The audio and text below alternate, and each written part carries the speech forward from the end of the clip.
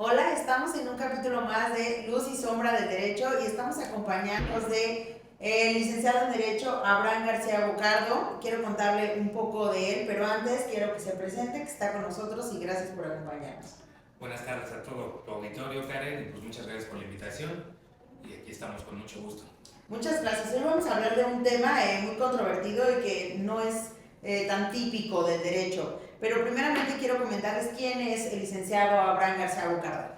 Bueno, él como experiencia ya lleva 15 años en la carrera del derecho, tiene una carrera en el Poder Judicial de la Federación y actualmente se desempeña como secretario proyectista de un tribunal colegiado civil. ¿Qué son para la gente que nos está viendo y no estudia derecho? Es un abogado licenciado en Derecho que trabaja en los juzgados federales y llegan a él los asuntos, los resuelven, hacen proyectos, sentencias y son los que determinan qué parte o no tiene la razón dentro de un tribunal.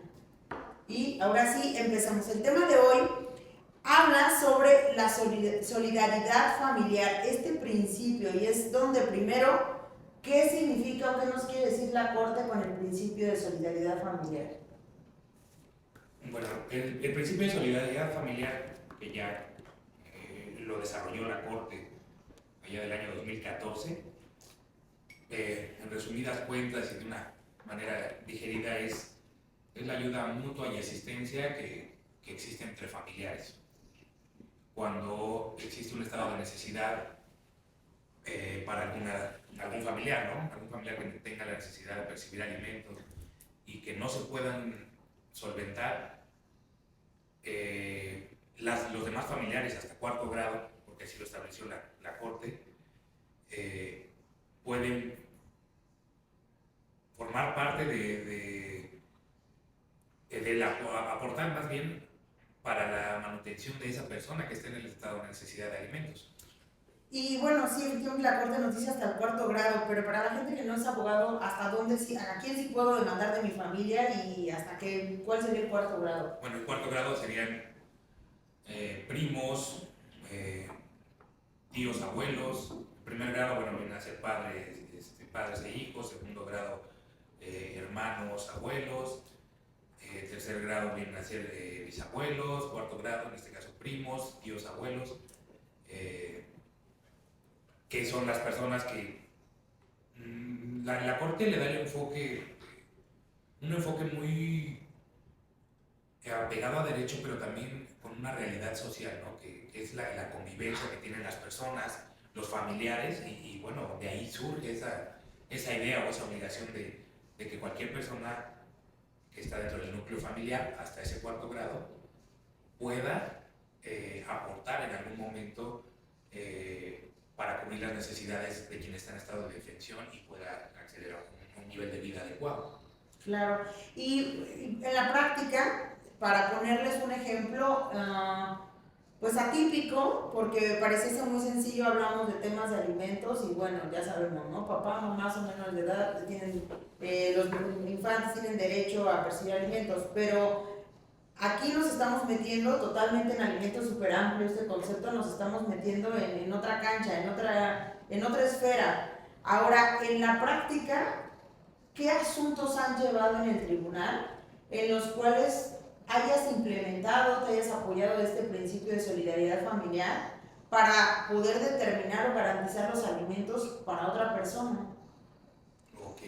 Bueno, en mi experiencia en estos años dentro del Poder Judicial de la Federación, me ha tocado ver cómo se ha aplicado el principio de solidaridad familiar, específicamente en un asunto en el que la persona que estaba en el estado de necesidad de alimentos era una persona con discapacidad, que si bien contaba con una pensión, porque era una persona ya mayor de edad, pero con una discapacidad, eh, contaba con una pensión que le fue heredada por su padre del Instituto Mexicano del Seguro Social y con con apoyos del gobierno. Sin embargo, dada su discapacidad, no se lograban cubrir sus necesidades básicas de subsistencia para acceder al nivel de vida, un nivel de vida adecuado. Él se encontraba en custodia la custodia de él la tenía una de sus hermanas y ante esa necesidad de alimentos, se demandó y se vinculó a sus otros 2 hermanos para que ellos aportaran acorde a su economía y a su posibilidad de un ingreso que beneficiara el desarrollo de él, ¿no? Porque, como sabemos, los alimentos implican muchas cuestiones, ¿no? No solo es la comida, son necesidades básicas como el médico, y bueno, en una persona con discapacidad se agravan ese tipo de necesidades, ¿no? Se acrecentan, más que agravar, se acrecentan, ¿no? Porque los estudios tienden a ser más caros, porque se cubren necesidades de otro tipo, ¿no? Sin entrar a ese tema de lo que tiene otro enfoque y es otro mundo jurídico, ¿no? Las personas con discapacidad. Se fija esa pensión, sí se logra obtener la pensión, y bueno, en un punto uno de los hermanos, pues aduce, ¿no? Pues si ya tienes una pensión de mi hermano, ya tienes una pensión del IMSS, ya tienes una del bienestar, pues ya es suficiente. Y se aplica el principio de solidaridad familiar en el sentido de todo suma, ¿no? No hay un parámetro para decir una persona con discapacidad que se cubren sus necesidades con determinado monto. A mí me pareció muy interesante cuando tuve oportunidad entre ese otros asuntos que están relacionados a la discapacidad, porque justo como son atípicos, no es tan fácil resolver en qué sentido una persona que tiene discapacidad y que estaba al cuidado de una de las hermanas y que ella a su vez ya había solicitado a través de una jurisdicción voluntaria ser representante de esta discapacidad, que obviamente recordamos que la discapacidad es esta disminución, ya sea física, mental, psíquica, de no poder desempeñar las mismas funciones que haría la sociedad, y esta persona tenía síndrome de Down. Y al tenerlo bajo su cuidado es como, pues si bien es cierto yo soy la hermana, pues no solo yo tengo que contribuir a los gastos y al cuidado de mi hermano que tiene síndrome de Down, por lo tanto, pues ya tenía una pensión por orfandad por parte del papá que ya había fallecido, tenía apoyos asistenciales, me parece que del gobierno para personas con discapacidad, y tenía un apoyo de una pensión alimenticia también de otro hermano, y le demanda a otro hermano el tema de la pensión alimenticia, y entonces pareciese sencillo y no, porque a final de cuentas concluyes que, bueno, ok, procederá una tercera o cuarta pensión a cargo de otro hermano cuando ya viene recibiendo todas estas que les acabamos de mencionar, y ahí es donde, o sea, a los juzgadores, tribunales en este caso, porque estamos hablando de primera instancia, se va a apelación, confirma, en algún asunto estaba entre el 15 y el 20% de pensión, y se va al amparo este hermano diciendo, bueno, a mí no me corresponde pagar pensión para mi hermano que tiene síndrome de Down porque esto, pues no se acreditaron estos elementos que él consideraba se debían acreditar, porque él decía que su hermano podía subsistir sin apoyo económico de él. Y es aquí donde entra el trabajo de los juzgadores de meterse a estudiar efectivamente con esta sensibilidad estos principios como el principio de solidaridad, y terminan pues concluyendo, entre otras cosas, lo que nos acabas de comentar. Sí, claro, porque el emitir una sentencia, el analizar un caso tiende a ser no es una cuestión fácil, es una cuestión compleja en casos como el que refieres, porque tienes que hacer la valoración de diferentes aspectos, ¿no? que van inmersos con lo que estás resolviendo, ¿no? O sea, lo que exponía, hasta qué punto una persona con discapacidad puede subsistir con un monto determinado. Creo que eso es, desde mi óptica, a mi muy humilde punto de vista, no hay un parámetro.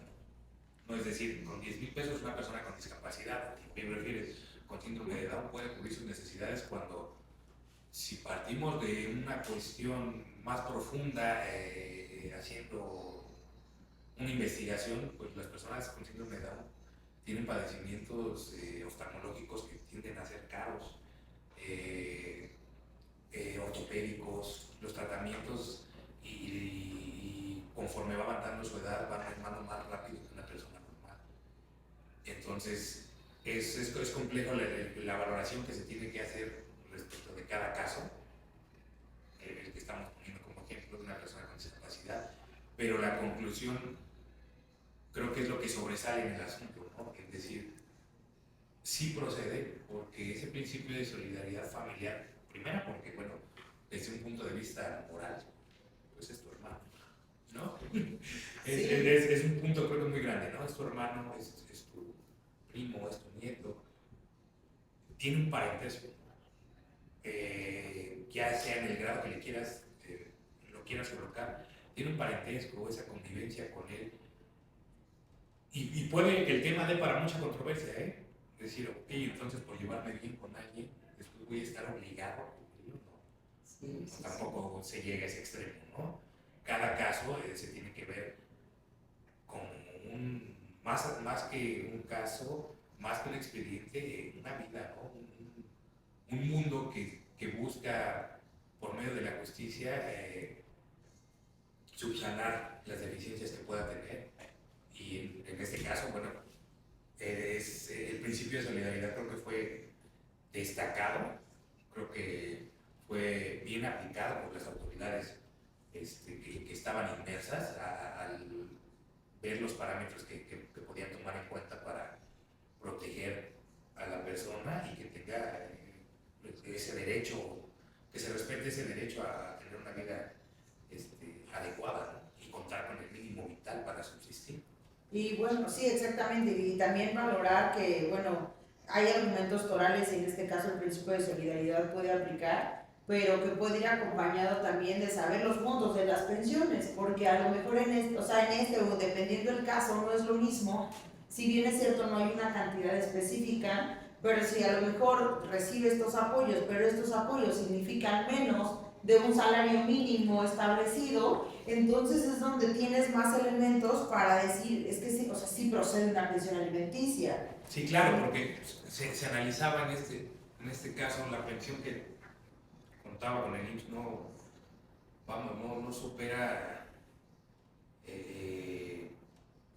son muy bajas, no nos vamos a meter en un monto específico, pero al final entre las pensiones no sumaba, para no darle una cifra a cada una, al final no sumaba ni 10,000 pesos al mes. No, imaginemos. Entonces, partimos de eso, ¿no? 10,000 pesos al mes para solventar las necesidades de una persona con discapacidad. Creo que no es un monto racional o con el que pueda subsistir. Sí. Por lo cual todos debiesen apoyar como familia y bajo este principio. Y bueno, aquí yo lo dejaría como abogada postulante y que las autoridades dicten sentencias ya de primer mundo, o sea, ya aplicando otro tipo de criterios, otro tipo de disposiciones donde se busca este tipo de grupos o sectores vulnerables, como lo estamos hablando de la discapacidad, de infantes, perspectiva de género, en fin, que buscan poner esta igualdad de circunstancias al discapacitado para que se desarrolle socialmente hablando y tenga la menos afectación posible, partiendo de que ya tiene una discapacidad, en este caso física, para poder ejercer o desenvolverse de forma ordinaria, como cualquier persona que no la tuviese. Claro. Sí, pero al final del día buscar, ¿no? que esa justicia sea pegada a la realidad, ¿no? Que vaya más allá de lo que refería, ¿no? Más allá de un expediente, más allá de una resolución, que al final no tenga efectos prácticos en la vida de alguien. Lo que se busca es que esté apegada a la realidad, que se pueda cumplimentar y en beneficio, pues, claramente de la sociedad, ¿no? En este caso de la persona con discapacidad, que es el objetivo de lo que desarrolló la Corte al establecer este principio, ¿no? Que todas las personas que puedan aportar, lo aporten. Claro. Ahora, hablábamos detrás de cámaras, de aquí voy a sacar tema porque ustedes no saben, pero nos aventamos bastantes chismes, debatimos respecto a qué sí procede, qué no procede y nuestras perspectivas particulares y jurídicas. Y dentro de ellas comentábamos un caso bastante interesante de una señora que ella demanda la pensión alimenticia normal al progenitor de sus hijos y esta persona dice que está en esta capacidad de insolvencia. Esto lo dejo muy claro para las personas que que luego en las redes sociales hasta nos comentan, pero ¿qué pasa si yo no trabajo? Y creen que pueden como eximirlos de esta responsabilidad de otorgar alimentos. Y entonces dice la señora, bueno, está bien, si al final de cuentas el señor no tiene para garantizarme esta pensión alimenticia, ¿cómo garantizar que si él incumple de dónde me van a garantizar la pensión para mis hijos? Pero el abuelo o el abuelo paterno o el papá de este deudor alimenticio sí tiene la capacidad económica para, yo solicito como actora que se le grabe una hipoteca, se hipoteque su casa porque si este no cumple me puedo agarrar de esta hipoteca o de este inmueble. ¿Y qué determinan? Si es procedente, no es procedente. Digo, básicamente ese supuesto que refieres es el que resolvió la Corte cuando, si no me recuerdo, es una amparo revisión 1200-2014, que es cuando surge, es el origen del principio de solidaridad familiar. Es, ok, la persona está momentáneamente insolvente para cumplir con las necesidades de sus 3 hijos. Se pide, se grave una hipoteca al inmueble del abuelo, el papá del deudor alimentario, para que se garantice, como bien lo refiere, el cumplimiento de esas. Si procede atendiendo este principio, pues claramente, ¿no? Porque al final del día todo suma. Lo casuístico en el asunto que te refiero de la Corte es que el señor también refirió tener a su cargo un hijo con discapacidad. Entonces vemos como ya viene el choque ahora de dos derechos, ¿no? Lo platicábamos en alguna ocasión contigo, ¿no? La ponderación del choque de derechos y darle el matiz más acorde a la realidad y al beneficio de las partes que están, que intervienen, ¿no? Porque imagínate el señor, el abuelo dice, yo no le puedo grabar una hipoteca a mi inmueble porque es lo único que tengo y yo tengo un hijo con discapacidad del que yo me hago cargo. Y sí, son mis nietos, pero ¿en qué punto el derecho de los niños, niñas y adolescentes supera a una persona con discapacidad? Se hace un juego, una estira y afloja, y la sentencia, bueno, llega a la conclusión, desde mi óptica, muy acertada, muy vanguardista y muy apegada a la realidad. Y bueno, pues sí, todos tienen que aportar. Sí, no vas a aportar, no vas a cubrir todo, ¿no? Porque al final del día el papá se comprometió a realizar un pago. El pago era insuficiente porque él venía de una operación, pero se comprometió a que en cuanto él pudiera iba a empezar a aportar una mayor cantidad. Pero entre lo que eso sucede, bueno, tú también puedes aportar aquí. No le vas a fijar, si un ejemplo, la pensión del papá le corresponde a un 30%, no le vas a fijar el mismo 30% al señor. Pero también vas a evitar empobrecer a la señora que tiene la custodia de los menores, porque ahí es una problemática de la que se enfrenta la realidad. Sí. Cuando dejan de dar pensión al papá, quien se empobrece, pues obvio es la señora, la madre que tiene la guardia y custodia, porque es quien tiene que solventar sí o sí las necesidades básicas de las niñas, niños y adolescentes. Y el impacto directamente en los infantes. Y estos son los asuntos que, bueno, aquí ya hasta tocamos otro que va a quedar para próximos capítulos, la perspectiva de adulto mayor, porque eso nos volteábamos a ver, porque eso ya lo habíamos visto, que se busca convenirles a contar asuntos no comunes, ¿no? O sea, no de la mamá de manda por ustedes de sus 2 hijos y pues qué determinaron, ¿no? Sino este tipo de asuntos que traen sus propias particularidades y que al momento de estar en un juzgador, a veces ni siquiera tú como abogado postulante, honestamente, sabes como la dirección o sabes lo que se va a determinar. A veces tienes tú un criterio y efectivamente, pues a la parte que representes puedes estar convencida un poco con ese criterio, pero muchas veces hay ciertos asuntos tan atípicos que ni siquiera nosotros como defensores de cualquier parte a la que representes está segura del resultado que va a otorgar, porque no es tan sencillo. Y es donde ustedes como juzgadores se meten a echarse un clavado a analizar tratados internacionales, convenciones, leyes secundarias, para poder allegarse de elementos como aquí hace rato, no le pusimos nombre, pero hablamos del principio de proporcionalidad también, de oye, bueno, ok, no vas a dar lo mismo que el progenitor, pero sí tienes que dar. Claro. O sea, sí está tu solidaridad familiar de acoger a la familia y de preservar esta institución y los alimentos que den una vida digna. No solo se trata de la palabra alimento, sino todo lo que funge, lo que conlleva y lo que, el beneficio que trae para quien lo recibe, o los parámetros que se tienen, ¿no? Es correcto. Ok, pues bueno, este es el principio de solidaridad familiar. Y por último, para conocerte un poco más y para que también ellos te conozcan y la gente pueda a lo mejor amar tanto nuestra carrera como nosotros, porque nosotros luego cuando nos vemos fuera de y estamos conviviendo y hasta echando algún traguillo, nuestras pláticas son de derecho. Temas de derecho. Entonces, ¿qué consejo y cuál es tu perspectiva respecto de las nuevas generaciones que quieran entrar a estudiar derecho? Pues, híjole, en mi caso, el consejo es, bueno, como en todas las carreras, ¿no? Estudien, lean.